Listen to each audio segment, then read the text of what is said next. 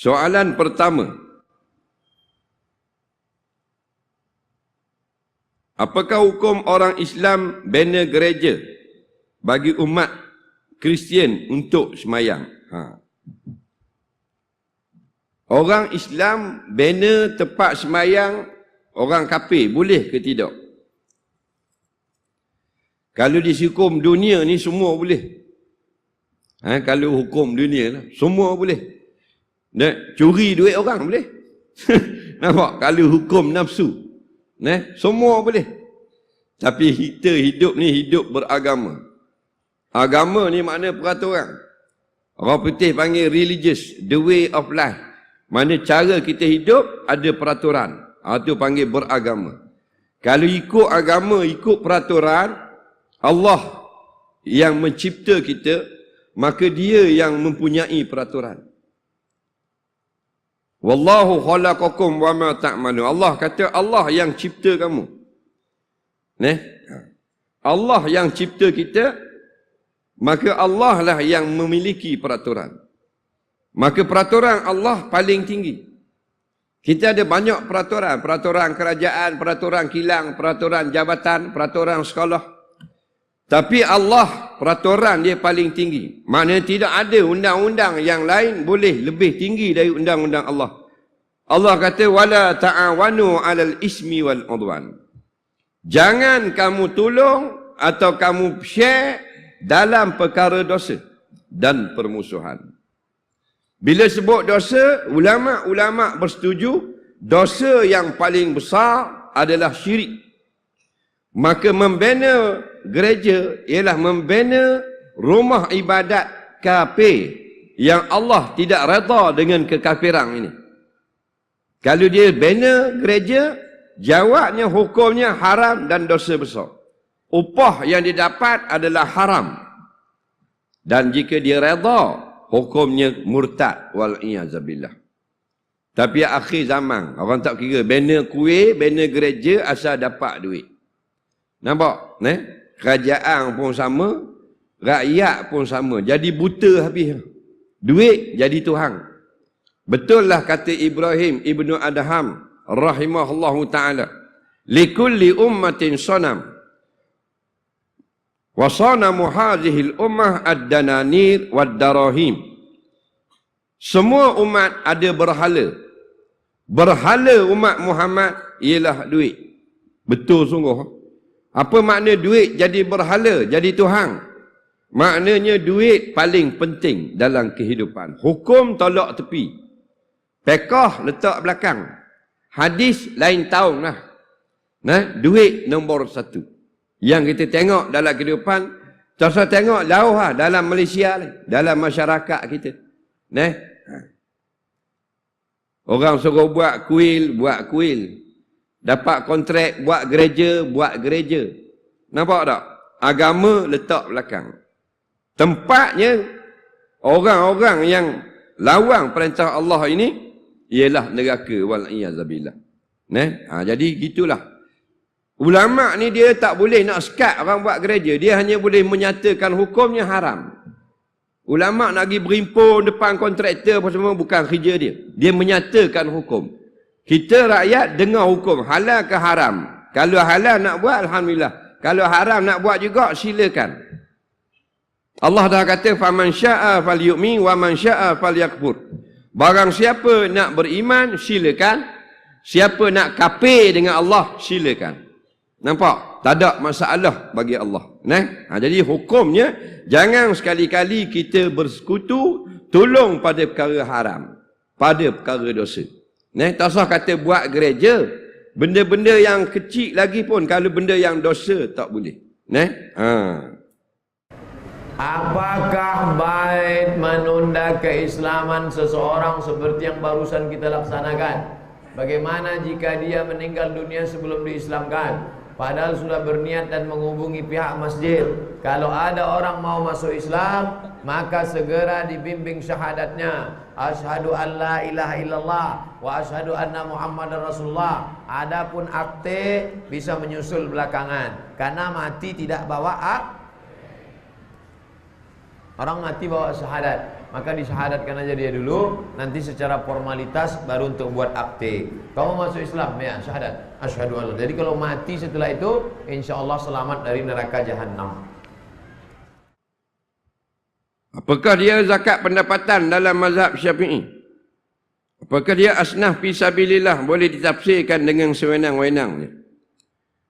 Zakat pendapatan ni zakat gaji lah. Kita dapat gaji kena bayar zakat. Dapat gaji kena bayar zakat. Dalam mazhab jumhur ulama tak ada zakat gaji ni. Kerana gaji ni dibayar bulan-bulan dan kita dapat duit tu kita tak cukup haul. Faham? Sebab tu kalau orang yang baru dapat duit walaupun 50,000 dia tak kena zakat. Pasal dia baru dapat duit 1 jam. Tapi kalau duit 50,000 tu sudah genap 1 tahun, maka cukup 2 syarat bayar zakat. Syarat yang pertama cukup nisab, lebih kurang 15,000 contoh. Tapi tak sampai setahun tak cukup syarat. Sebab itulah 4 mazhab, Hanafi, Syafi'i, Maliki, Hambali tidak kena zakat pendapatan. Satu kaul dalam mazhab Maliki mengatakan kena zakat pendapatan. Itu aja. Kerajaan ni kalau hak khilaf tu dia taklid selalu. Kalau hak ijma' dia tak mau buat. Faham? Pasal apa? Hukum hudud ni ijma' ulama'. Hukum hudud, hukum diat, hukum kisah, dia tak buat pasal apa? Tak dapat duit. Adapun zakat, walaupun bukan ijma', mazhab Maliki membuat jugalah pasal untung kerajaan. Kita tak kata kerajaan Malaysia, mungkin kerajaan planet Mareh. Jenis duit ni laju je.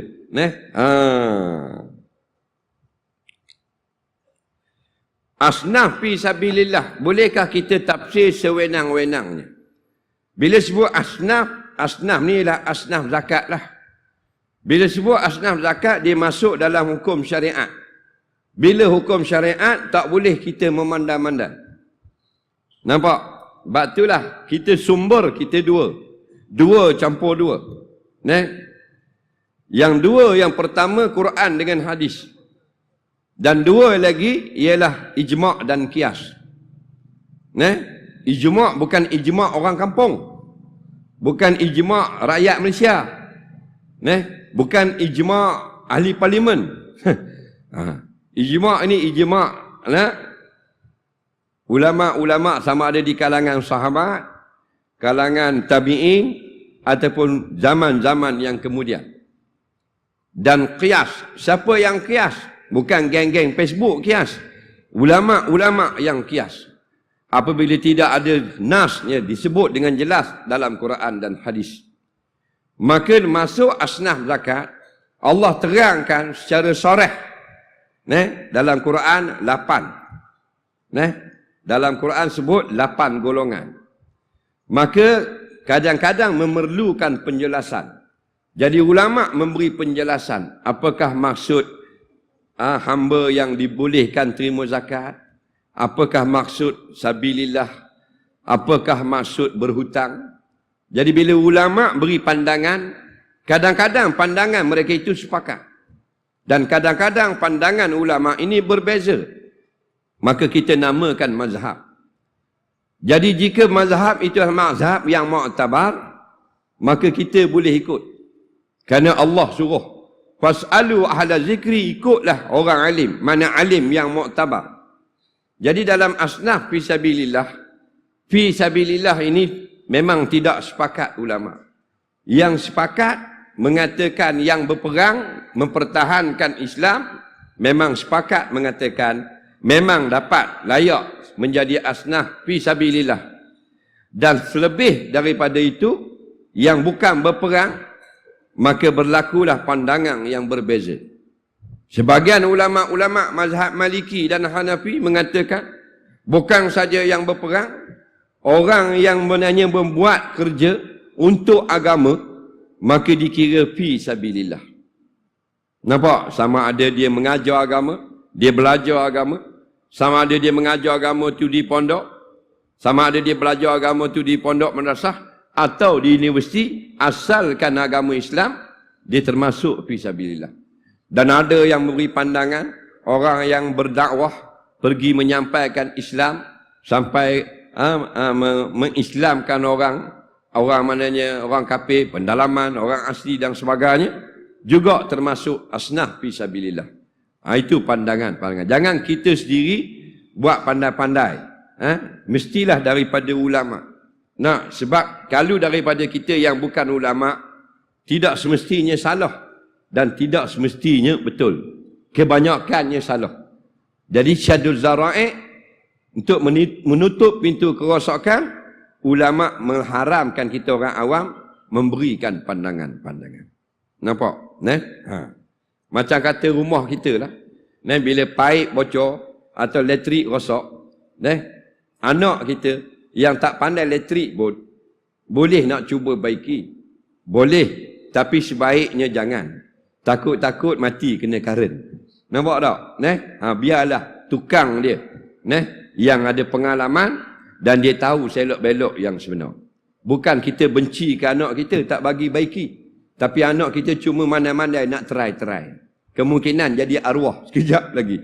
Begitulah kita, jangan pandai-pandai nak tafsir sendiri. Bukan kata asnaf zakat. Semua hukum syarak.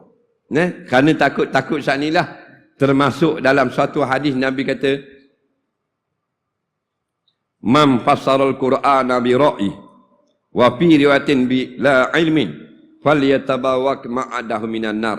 Siapa yang pandai-pandai tafsir Quran atau terangkan makna Quran tanpa ilmu atau mengikut otaknya sahaja, maka sediakan tempat duduk di dalam api neraka.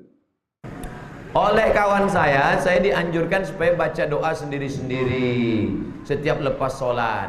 Padahal doa yang dianjurkan dalam Al-Quran banyak doa-doa akhirnya pakai kami. Nah, bagaimana tuh Pak Ustadz? Habis solat kau baca, tengok imam. Kalau imam baca doa, aminkan. La yajtami malaun, sekelompok orang berkumpul. Fayad'u ba'duhum, berdoa satu orang. Wa yu'minuhum sa'iruhum, diaminkan yang lain. Illa ajabahumullah, Allah mengabulkannya. Jadi kalau nampak dia berdoa, Allahumma inna nas'aluka salamatan fid din, amin. Saya tak setuju doa imam tu Pak Ustaz. Lain minta dia, lain minta saya. Kenapa? Imam tu selalu minta hujan. Saya tak suka hujan. Kenapa kau tak suka hujan? Saya jual es krim. Imam berdoalah yang sifatnya umum. Allahumma inna nas'aluka salamatan fid din, selamat dalam agama, wa afiatan fil jasad, sehatkan badan, wa ziyadatan fil ilmi, tambahkan ilmu. Itu kan doa umum, kau aminkan. Imam jangan berdoa panjang-panjang. Nanti setelah itu baru kau doa khusus untuk diri sendiri. Doa minta kerja, yang sudah kerja minta nikah, yang sudah nikah minta punya anak, yang sudah punya anak minta supaya sakinah. Itu minta sendiri-sendiri. Subhanallah.